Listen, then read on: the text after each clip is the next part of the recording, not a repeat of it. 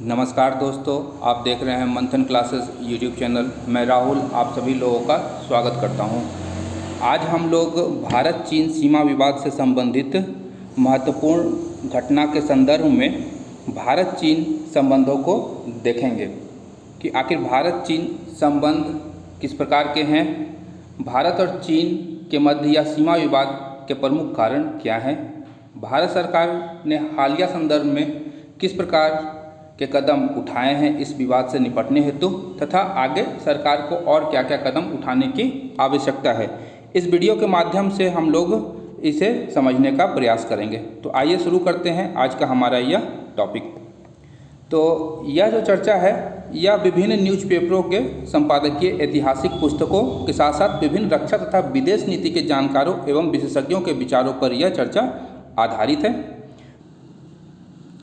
भारत तथा चीन के वर्तमान सीमा विवाद का संदर्भ 15 जून की वह घटना है जो लद्दाख के गलवान घाटी में घटित हुई थी। इस घटना में भारतीय और चीनी सैनिकों के मध्य हिंसक झड़प हुई थी जिसमें 20 भारतीय सैनिक शहीद हुए थे और चीनी सैनिकों की संख्या पता नहीं है, परंतु विभिन्न माध्यमों से इसकी संख्या भिन्न भिन्न हमें प्राप्त होती है। आगे देखते हैं कि भारत और चीन के मध्य विवाद के प्रमुख क्षेत्र क्या हैं। तो विवाद के प्रमुख क्षेत्र हैं पैंगोंग सी लेक में फिंगर एरिया 4 से 8 के मध्य का क्षेत्र, गलवान घाटी का पेट्रोलिंग पॉइंट 14 जहां पर यह हिंसक झड़प हुई थी। इसी पेट्रोलिंग पॉइंट 14 पर भारतीय और चीनी सैनिकों के मध्य हिंसक झड़प हुई थी। इसके अतिरिक्त डेमचौक और गोगरा पोस्ट आदि कुछ प्रमुख क्षेत्र हैं जहां पर विवाद हैं। इसके पश्चात हम समझने का प्रयास करते हैं सर्वप्रथम पैंगोंग लेक को। पैंगोंग लेक भारत और चीन, वस्तुतः अगर यह कहा जाए तो यह अक्साई चीन और भारत में अवस्थित है। इसका कुछ भाग जो है वह तिब्बत की ओर भी, तिब्बत की सीमा में भी यह पड़ता है। तो फिंगर एरिया का संदर्भ यहाँ पर है कि फिंगर 1 to 8 ये 8 पहाड़ियाँ हैं जो रणनीतिक दृष्टि से बहुत ही महत्वपूर्ण है तथा चीन एवं भारत के मध्य वर्तमान विवाद यहीं पर हुआ था। यहाँ फिंगर एरिया में जो पहाड़ी 4 है यह पहाड़ी सामरिक दृष्टि से अत्यधिक महत्वपूर्ण है। 4 के इस ओर भारतीय सैनिक और 4 के उस पार चीनी सैनिक आज भी विद्यमान हैं। अब यहाँ समझने वाली बात है कि आखिर चीन और भारत का क्या दावा है, उसे देखते हैं कि चीन का क्लेम है कि LAC जो है वर्तमान में वह इस 4 नंबर की पहाड़ी से होकर जाती है, परंतु भारत का दावा है कि वह 8 नंबर के पार जाकर के यह पेट्रोलिंग किया करते थे तथा 8 नंबर पहाड़ी संख्या 8 तक भारत का अधिकार है क्योंकि वो पूर्व में भी उस संख्या तक पेट्रोलिंग कर रहे थे। अब यहाँ 4 नंबर की ये जो पहाड़ी है यह ऊंची होने के कारण यहाँ से भारतीय सैनिकों की गतिविधियों को देखा जा सकता है, अतः यह रणनीतिक और सामरिक दृष्टि से अत्यधिक महत्वपूर्ण है। इसलिए चीन वर्तमान में यह विवाद पैदा कर वहाँ पर अपना अधिकार स्थापित करने का अधिकार करने का प्रयास कर रहा है। इसके अतिरिक्त गलवान घाटी जहाँ पर यह घटना घटित हुई थी वह पेट्रोलिंग पॉइंट 14 थी जो इस बिंदु पर स्थित है। अब अगर इस तस्वीर को ध्यान से या इस मैप को हम ध्यान से देखें तो यह जो लाल रेखा है यहाँ से होकर के LAC गुजरती है, यानी पहाड़ी के ऊपरी भाग से होकर के गुजरती है एवं पहाड़ी के नीचे की ओर यह श्योक नदी प्रवाहित हो रही है जहाँ गलवान नदी आकर के मिलती है। अब अगर ध्यान से देखें तो इसी श्योक नदी के किनारे से होकर DSDBO सड़क गुजरती है जिस पर चीन अपनी नज़र बनाना चाहता है ताकि भारतीय सैनिकों की गतिविधियों को ध्यानपूर्वक देखा जा सके या उस पर नज़र बनाए रखा जा सके। तो इस घाटी पर, इस गलवान घाटी में ही मुख्य रूप से हिंसक झड़प हुई थी तथा यह आसपास की जो पहाड़ियां हैं यह 5000 मीटर से भी ऊंची हैं। तो इस DBO रोड के लिए यह एक प्राकृतिक सुरक्षा का कार्य करती है कि यह सड़क इस पहाड़ी के कारण चीनी सैनिकों के नज़र में नहीं आती है। तो यह जो मूल कारण है, या फिर वही रणनीतिक और सामरिक दृष्टि से चीन इस पहाड़ी पर अपना अधिकार या अपना दावा करता है। आगे देखते हैं, भारत और चीन के मध्य जो सीमा है वो क्या कहलाती है? LAC, मतलब वह रेखा जहाँ तक चीन और भारत की सेनाएं अपना नियंत्रण स्थापित की हुई है। भारत के अनुसार यह 3488 किलोमीटर लंबी है, वहीं चीन इसे 2000 किलोमीटर मानता है। यहाँ एक तथ्य बहुत ही महत्वपूर्ण है कि LAC जो है वह सर्वत्र स्पष्ट सीमांकित नहीं है। इसके 3 भाग हैं, पश्चिमी क्षेत्र, मध्य क्षेत्र और पूर्वी क्षेत्र। इसे हम यहाँ एक मैप के माध्यम से समझने का प्रयास करेंगे। पश्चिमी क्षेत्र किसे बोला जाता है? तो यह जो पश्चिमी क्षेत्र है इसमें लद्दाख का भाग शामिल है। इसके पश्चात मध्य क्षेत्र में उत्तराखंड एवं हिमाचल प्रदेश का भाग शामिल होता है, और यहाँ पूर्वी क्षेत्र में हम लोग देखेंगे तो यह आपका सिक्किम और अरुणाचल प्रदेश का एरिया संपूर्ण रूप से यहाँ पे शामिल हो जाता है। तो मुख्य विवाद अभी मुख्यतः पश्चिमी क्षेत्र पे ही केंद्रित है। इसके पश्चात हम यहाँ समझने का प्रयास करते हैं कि आखिर पश्चिमी क्षेत्र में मुख्य रूप से क्या विवाद है। तो पश्चिमी क्षेत्र में 2 रेखाएं हैं, एक जॉनसन रेखा, एक है मैकडोनाल्ड रेखा। जॉनसन रेखा का विस्तार अक्साई चीन को जम्मू कश्मीर में शामिल करता है, परंतु चीन इसे अस्वीकार करता है। वहीं मैकडोनाल्ड रेखा जो है अक्साई चीन को चीन के नियंत्रण में बताता है और इसे भारत नहीं मानता है, परंतु चीन इसे मानता है। इसके पश्चात हम आगे देखेंगे कि यह सीमा विवाद की पृष्ठभूमि क्या है। तो सर्वप्रथम इस सीमा विवाद का प्रारंभ 1958 ईस्वी में चीन की एक पत्रिका थी, चाइना पिक्टोरियल। उसमें प्रकाशित एक विवादित मानचित्र ने इस सीमा विवाद को जन्म दिया। पुनः अक्टूबर 1959 में चीनी सैनिकों के द्वारा कोंका ला दर्रे के निकट भारतीय सीमा में प्रवेश करके 10 भारतीय सैनिकों की हत्या कर दी गई। फिर जुलाई 1962 में चीन द्वारा इसी गलवान घाटी में हमला किया गया था और भारतीय सैनिकों की हत्या कर भारतीय सीमा पोस्ट पर अधिकार कर लिया गया था। और सितंबर 1962 ईस्वी में चीनी सैनिकों ने भारत पर आक्रमण कर अक्साई चीन पर अपना अधिकार और नियंत्रण स्थापित कर लिया। कालांतर में हम देखते हैं कि 1967 और 1987 ईस्वी में भी भारत और चीन के मध्य सीमा संघर्ष हुए हैं। अब हम यहाँ जानने का प्रयास करते हैं कि आखिर यह संघर्ष, भारत और चीन के मध्य संघर्ष का मूल कारण क्या है। इसे हम 2 भागों में बांट कर देख सकते हैं। पहला है परंपरागत कारण, जिसमें आता है हमारा सीमा विवाद, जिसकी चर्चा हमने ऊपर कर ली है। इसके पश्चात है मोतियों की माला। यद्यपि हम जानते हैं कि जब भारत और चीन आज़ाद हुए थे, भारत 15 अगस्त 1947 और चीन 1 अक्टूबर 1949 ईस्वी को वहाँ पर साम्यवादी शासन की स्थापना होती है। उसके पश्चात ही दोनों देश आर्थिक रूप से विपन्न थे तथा वो आर्थिक रूप से अपने आप को सबल बनाने के प्रयास में जुट गए। जहाँ चीन ने भारत को घेर कर स्वयं को उभारने का प्रयत्न किया, वहीं भारत ने सारे देशों को एक सम्मिलित रूप से आगे आर्थिक रूप से सबल बनाने का प्रयास किया एवं साथ साथ एक ही साथ सबल बनने का प्रयत्न प्रारंभ किया। तो चीन की यह मोतियों की माला वस्तुतः भारत को घेरने की रणनीति थी, जिसके अंतर्गत चीन ने हिंद महासागर के छोटे छोटे देशों में आधारभूत अवसंरचनाओं का एक जाल फैलाना शुरू किया तथा उसके द्वारा उसने उन देशों को अपने ऋण जाल में फंसाया। कालांतर में इन अवसंरचनाओं, जिसमें मुख्यतः बंदरगाह थे, को चीन ने लीज पर ले लिया। जैसे हम ध्यान से देख सकते हैं कि ग्वादर बंदरगाह को पाकिस्तान ने 49 साल के लीज पे दे दिया है, वहीं कोलंबो बंदरगाह को श्रीलंका ने 99 साल के लीज पर चीन को दे दिया है। इसके अतिरिक्त म्यांमार में भी एक बंदरगाह को म्यांमार ने चीन को लीज पर दिया है, जिस पर इन बंदरगाहों पर चीन के युद्धपोत आते रहते हैं तथा भारतीय नौसेना पर ये अपना नज़र बनाए रखते हैं। इस नीति के अंतर्गत ही चीन ने भारत को घेरने का प्रयास किया। इसके पश्चात हम देखते हैं कि यह जो वर्तमान संघर्ष है, उस संघर्ष का तात्कालिक कारण क्या है।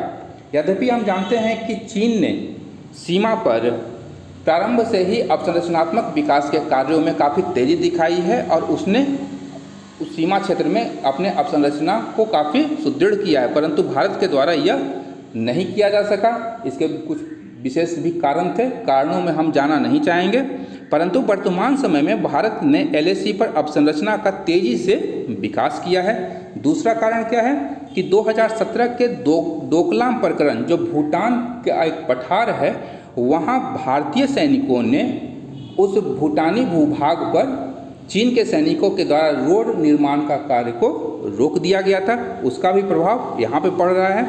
इसके पश्चात 2019 में जम्मू कश्मीर का पुनर्गठन किया गया, जिसके अनुसार चीन मानता है कि भारत अक्साई चीन पर कभी भी हमला करके उसे वापस ले सकता है। इसके अतिरिक्त है कि कोविड-19 वायरस से जनित जो कुप्रबंधन से जनित चीन के विरुद्ध वैश्विक प्रतिक्रिया उत्पन्न हुई है, उससे चीन विश्व और अपने लोगों का ध्यान बटाना चाहता है। इसके अतिरिक्त यह एक नवीन चीनी आक्रामकता का संकेत है, जिसे हम जानते हैं कि हांगकांग सुरक्षा कानून, दक्षिण चीन सागर विवाद और ताइवान, इन सारे जगहों पर चीन ने नई आक्रामक नीति के तहत अपने अधिकार का दावा किया है। इसके पश्चात भारत अमेरिकी संबंधों में घनिष्ठता। चीन चाहता है कि भारत अमेरिकी पाले में न जाए, परंतु वर्तमान भारत अमेरिकी संबंध अपने सर्वोत्तम स्वरूप में है। इसके पश्चात हम देखते हैं कि चीन के महत्वाकांक्षी प्रोजेक्ट ओबोल वन बेल्ट वन रोड परियोजना को भारत द्वारा समर्थन प्रदान नहीं किया गया, क्योंकि इसका एक भाग CPEC, जो चाइना पाकिस्तान इकोनॉमिक कॉरिडोर है, वह भारत के जम्मू और कश्मीर, जो जिसे हम लोग पाक ऑक्युपाइड जम्मू एंड कश्मीर कहते हैं, जो गिलगिट बाल्टिस्तान है, वहाँ से यह गुजरता है, जिसे भारत अपनी संप्रभुता और अखंडता पर एक धक्का या घातक प्रहार मानता है। इसलिए भारत ने इसे अपनी संप्रभुता के आधार पर समर्थन नहीं देने का फैसला किया। इसके पश्चात है कि भारत द्वारा RECP regional economic comprehensive partnership व्यापार समझौते पर जो आसियान के साथ में किया जाना था, जिसमें चीन भी एक भागीदार था, पर हस्ताक्षर करने से इनकार कर दिया गया, क्योंकि इस व्यापार समझौते की जो नीतियां थी वह चीन के अनुकूल थी, तथा भारतीय पक्ष का कहना था जब तक सभी पक्षों के लिए अनुकूल नीतियों का निर्माण नहीं हो जाता तब तक भारत इस पर हस्ताक्षर नहीं करेगा। वहीं चीन के राष्ट्रपति शी जिनपिंग की व्यक्तिगत महत्वाकांक्षा, यहाँ हम देख चुके हैं कि चीन के राष्ट्रपति शी जिनपिंग की अत्यधिक महत्वाकांक्षी राष्ट्रपति हैं और उन्होंने अपने विचारों को चीन के संविधान में 2017 में ही आलेखित करवाया था। इसके अतिरिक्त उन्होंने अपने कार्यकाल की समय सीमा को अनिश्चित काल तक के लिए बढ़ा दिया है। इसके पश्चात देखते हैं स्वच्छ जल पर नियंत्रण। यद्यपि हम जानते हैं कि लद्दाख का वह इलाका या वह क्षेत्र जो है भौगोलिक रूप से स्वच्छ जल का एक महत्वपूर्ण स्रोत है।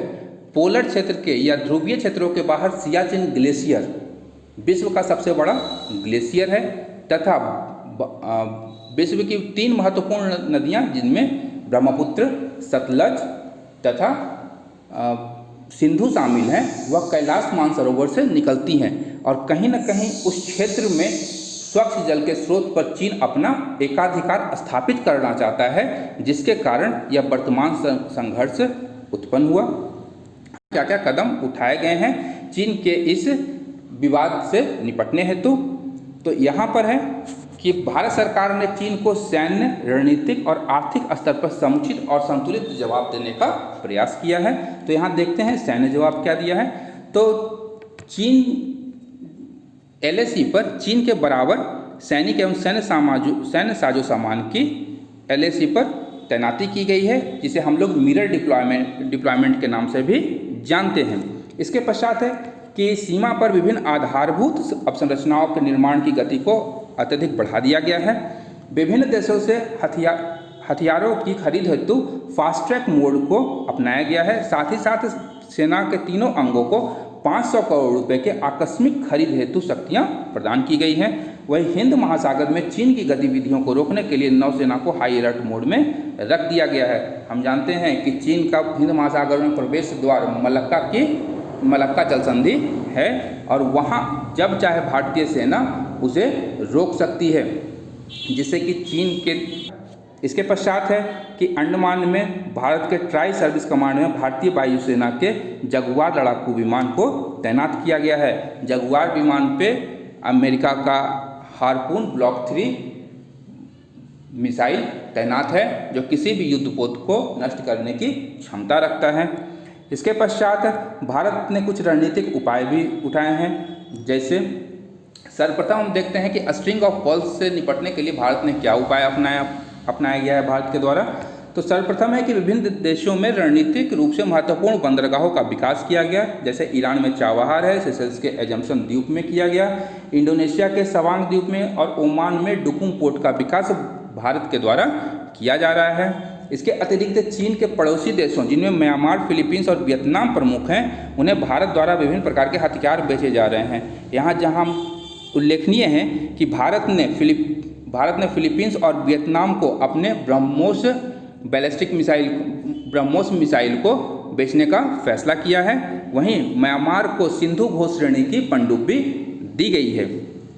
इसके अतिरिक्त दक्षिण चीन सागर के विभिन्न देशों के साथ रणनीतिक सामरिक सहयोग समझौते पर हस्ताक्षर किए गए हैं, जिनमें वियतनाम, फिलीपींस आदि प्रमुख हैं। क्वाड के माध्यम से दक्षिण चीन सागर में चीन पर अंकुश लगाने का प्रयास किया जा रहा है। यहाँ हम जानते हैं कि क्वाड जो है भारत, ऑस्ट्रेलिया, जापान और अमेरिका की एक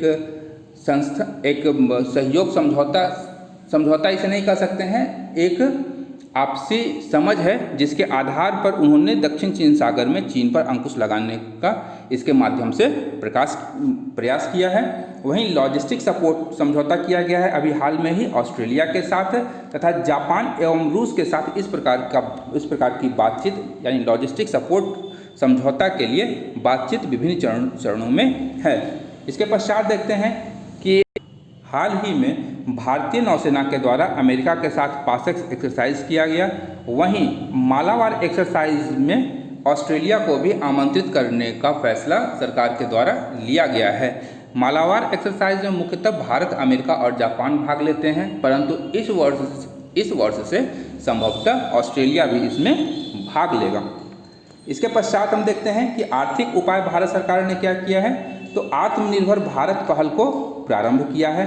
वहीं चीन के 59 ऐप पहले चरण में तथा 47 मोबाइल ऐप द्वितीय चरण में प्रतिबंधित किए गए हैं, जिनमें टिकटॉक, हेलो, लाइकी इस प्रकार के विभिन्न ऐप थे।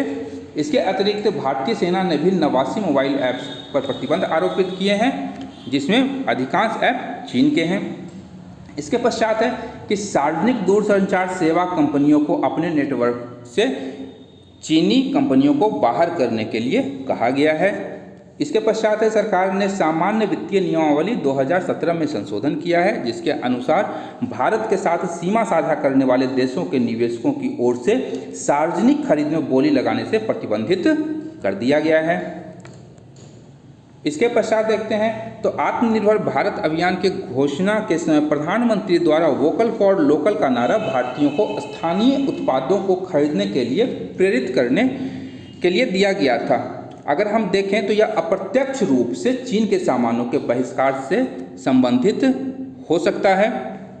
इसके पश्चात भारत द्वारा चीन से बाहर निकलने वाली कंपनियों के लिए विभिन्न घोषणाएं की गई हैं। यद्यपि हम जानते हैं कि कोविड-19 संक्रमण के पश्चात विश्व की अनेक बहुराष्ट्रीय कंपनियां जो चीन में अपनी मैन्युफैक्चरिंग यूनिट्स लगाए हुए थी, वो चीन से निकल करके किसी और देश में जाना चाहती हैं, जहां श्रम सस्ता हो और उन्हें अपने व्यापार करने में उन्हें सुविधा प्राप्त होती है।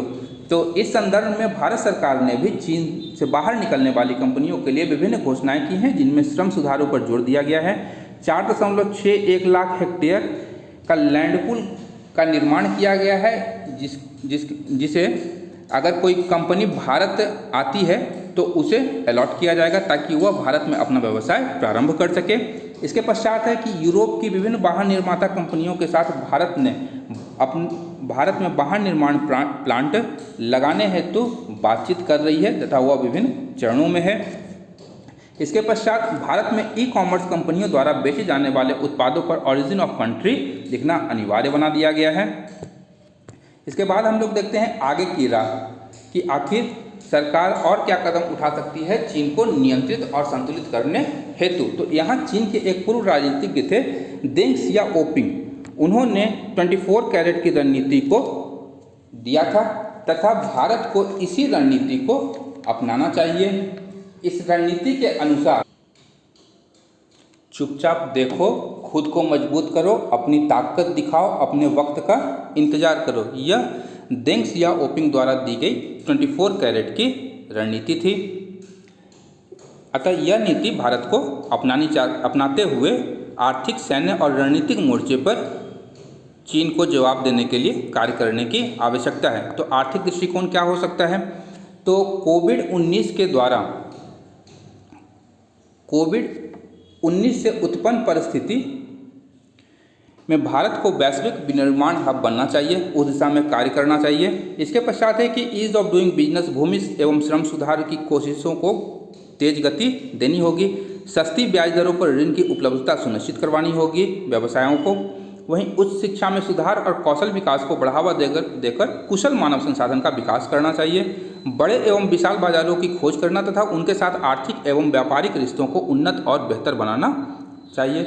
इसके पश्चात हम देखते हैं सैन्य दृष्टिकोण को। तो भारत के पूर्व NSA शिवशंकर मेनन के अनुसार चीन हमेशा ताकत का सम्मान करता है। तो इस आधार पर ही भारत को अपनी सैन्य क्षमताओं का विस्तार और विकास करना चाहिए।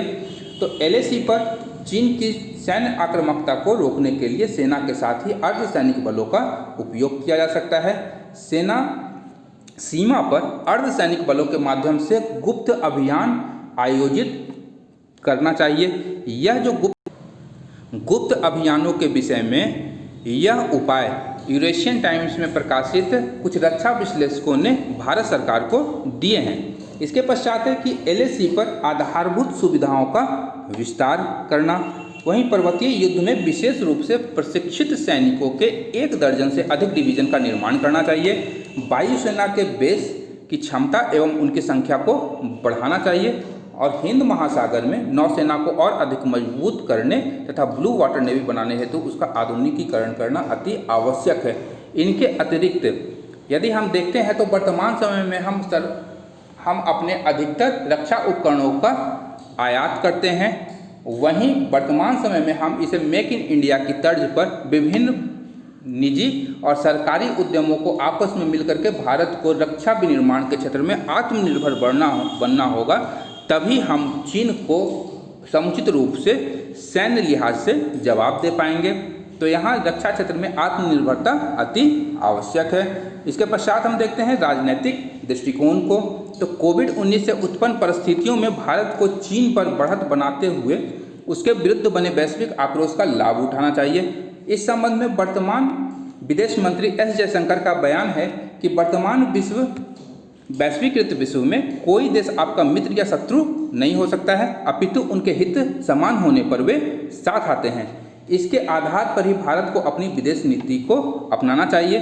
तो भारत को पड़ोसी देशों के साथ संबंधों को बेहतर करने पर जोर देना चाहिए। वहीं क्वाड में सक्रिय रूप से कार्य करने की आवश्यकता है। चीन यदि भारत की संप्रभुता और अखंडता का सम्मान नहीं करता है तो भारत को भी वन चाइना पॉलिसी पर पुनर्विचार करने की आवश्यकता है।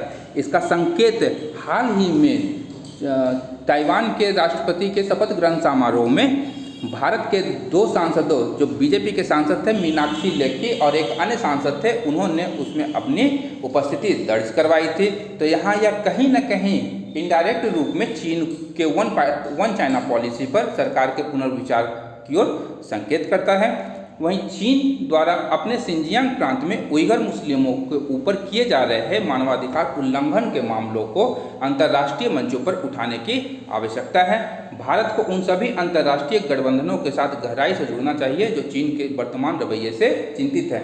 वर्तमान में अमेरिका के राष्ट्रपति डोनाल्ड ट्रंप के द्वारा भारत को G7 में भाग लेने के लिए आमंत्रित किया गया है और अगर मेरे अनुसार आप ये जानते हैं तो भारत को इस गठबंधन में शामिल होना चाहिए। इसके पश्चात है, इसके निष्कर्ष के रूप में हम देखते हैं कि भारत को एक साथ इन सभी मोर्चों पर कार्य करने की आवश्यकता है, चाहे वो सैन्य मोर्चा हो, चाहे रणनीतिक मोर्चा हो या फिर आर्थिक मोर्चा हो, जिससे चीन की आक्रामक रूप को नियंत्रित किया जा सके। अंत में हम कह सकते हैं कि भारत के पूर्व प्रधानमंत्री अटल बिहारी वाजपेयी के शब्दों में कि हम अपने मित्रों को तो बदल सकते हैं लेकिन अपने पड़ोसियों को नहीं। इसलिए हमें चीन के साथ अपने संबंधों को बेहतर करने हेतु लगातार प्रयासरत रहना चाहिए तथा विभिन्न माध्यमों का उपयोग करना चाहिए। इसके साथ साथ हमें चीन को ध्यान में रखकर अपनी सैन्य क्षमताओं का भी विकास करना चाहिए ताकि चीन की कुशलताओं को का उचित और समुचित जवाब दिया जा सके। इसके साथ आज का हमारा यह चर्चा यहीं पर समाप्त होता है। यदि आपको हमारा यह प्रयास पसंद आ रहा है तो आप हमारे इस चैनल को लाइक करें, सब्सक्राइब करें, साथ ही साथ बेल आइकन को दबाना बिल्कुल भी ना भूलें ताकि आपको हमारे वीडियोस की नोटिफिकेशन प्राप्त होती रहे। तब तक के लिए धन्यवाद। मैं राहुल, टीम मंथन की ओर से।